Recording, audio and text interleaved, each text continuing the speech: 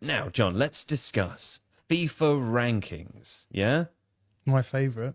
We had this conversation because Belgium, who are bad and out, yeah, or were bad during the tournament and out, are technically ranked second in the world in the FIFA ranking system. And that seems a bit nuts to me.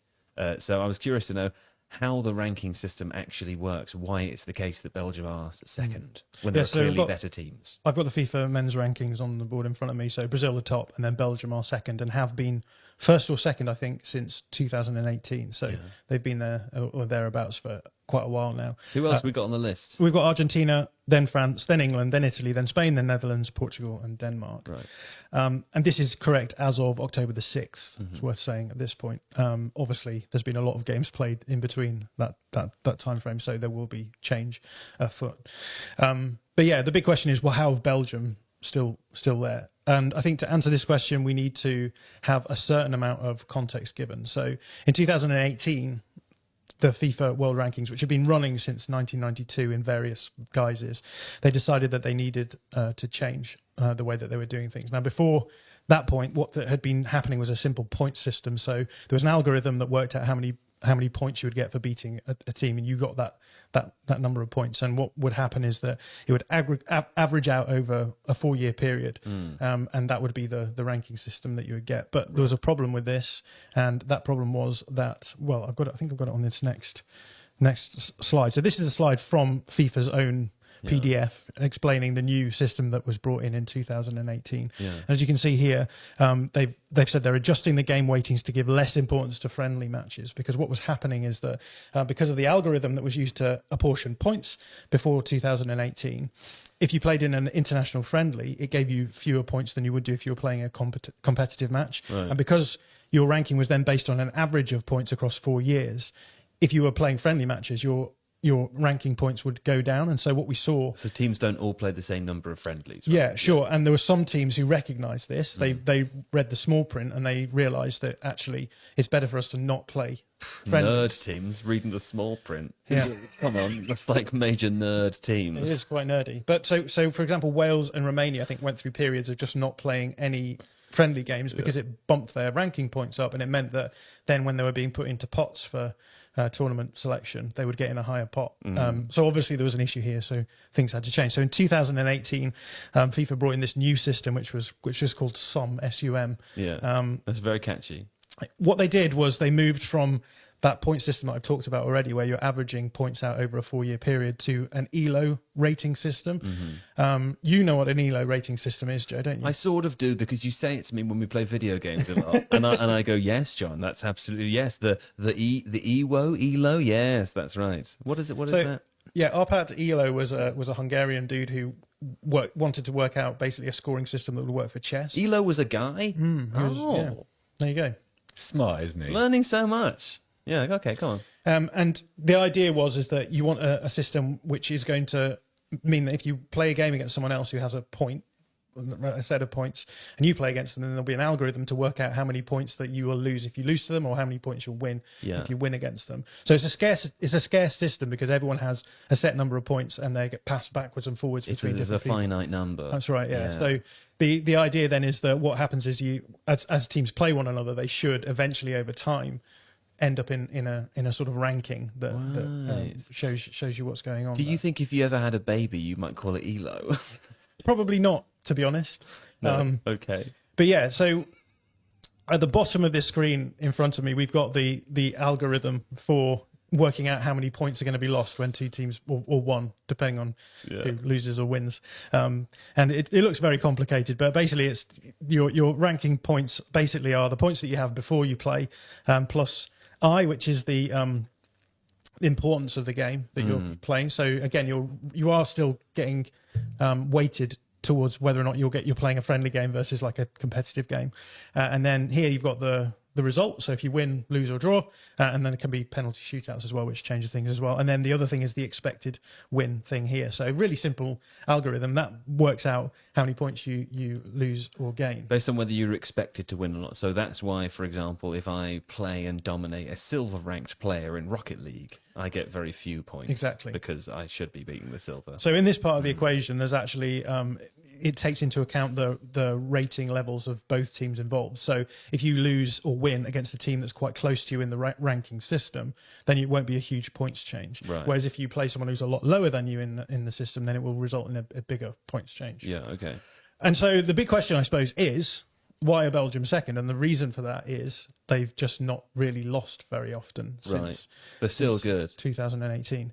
So they played 62 games since they lost in the semi-finals? Yeah, the 20. So they lost in the 2018 World Cup. They played 62 games. Played 62 in games 4 since then. years. In 4 years. That's way more than I would have thought. God, there's a lot of international football. That's loads. Do you want to guess how many they've lost? Well, you can see it's on the board. How many have they lost? So until the World Cup started, they'd lost 7 games, I think. Of those 62? Yeah. That's not many. Not many at all. And it's worth saying, so we've got a list here as well. There's a couple of things to note. Firstly, the teams that they're losing to are really highly ranked, pretty much. So there was a loss to Switzerland. That was the first loss that they had after the World Cup. Switzerland are currently ranked 15th. I suspect back then they may have been even ranked in the top 10. Yeah. I didn't check that out. But I think they were. since then, all of the losses that they've had until we got to the World Cup warm-up stage just before this World Cup, so a month ago, they lost in a World Cup warm-up to Egypt, and then they lost to Morocco in the World Cup as well. But before that, everyone was inside the top 10 pretty much. And as I said before, when you're using an ELO system, if you're losing to teams who are close to you, you don't see much of a points change. The other thing to notice is that a lot of these teams, they're losing one game in the Nations League, but then winning the other fixture. So they're basically swapping points backwards and forwards as well. So Belgium will forever be second. Pretty much, yeah. Wow.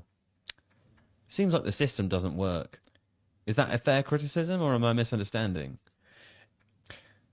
It just feels like it's an imperfect system. That's all. Like it's also, I think it's worth remembering that FIFA rankings are ceremonial, right? They don't qualify you for anything. Like if you finished in the top whatever of the tennis rankings at the end of the year, you go and play in that tournament in the O2 arena.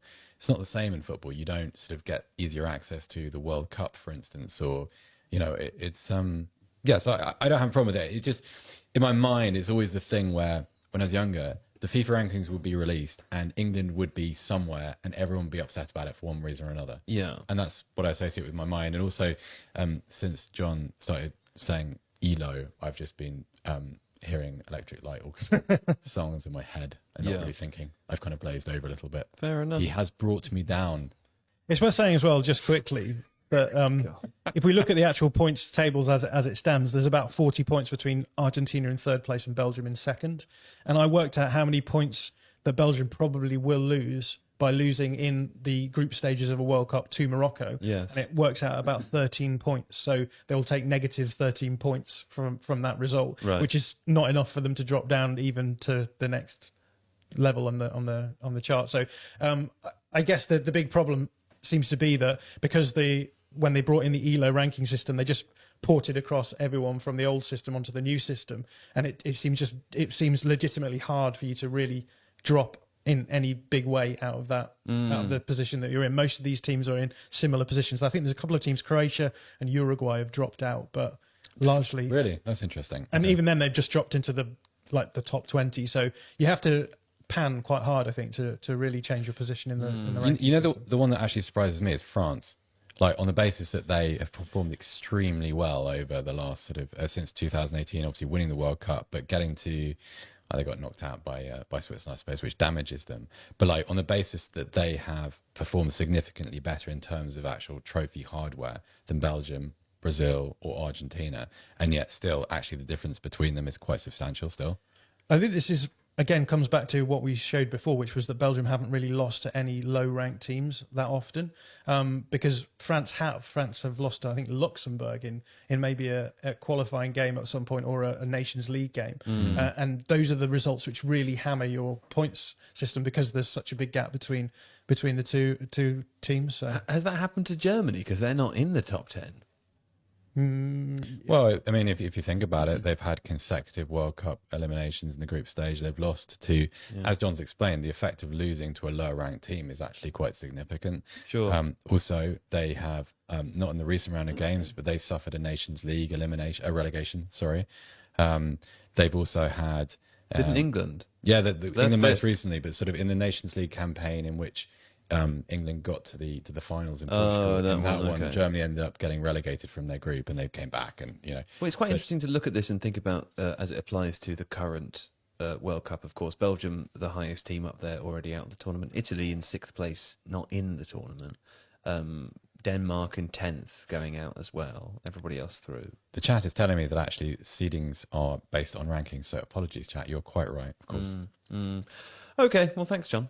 If you liked today's video, please consider subscribing to the channel. And if you did like it, you might be interested in How to Watch Football, Tifo's illustrated book. It's 52 rules for understanding the beautiful game on and off the pitch, and it is the perfect holiday gift. How to Watch Football is out now in stores and online. See the link in the description to find out more, and thank you for watching today's video.